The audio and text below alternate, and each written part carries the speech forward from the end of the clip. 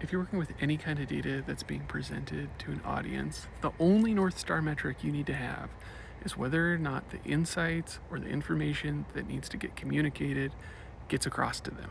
And anything in service of doing that is the right way to do it.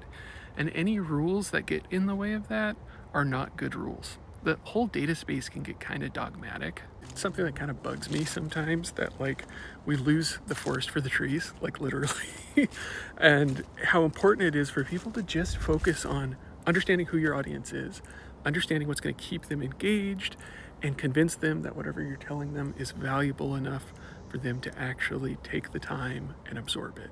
I've worked with so many organizations who just aren't nearly as effective as they could be, simply because they're stuck in these really rigid binary rule sets around working with data and presenting data, when they need to be thinking about it a little more like a design exercise or a little bit like a writing exercise, because ultimately that is what it is. It is about communication.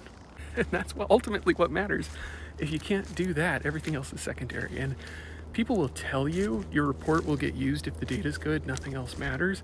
But I see great data all the time that does not get touched simply because people won't consider being practical about how they communicate with that data. The skills for this look a lot more like design, like writing, that sort of thing.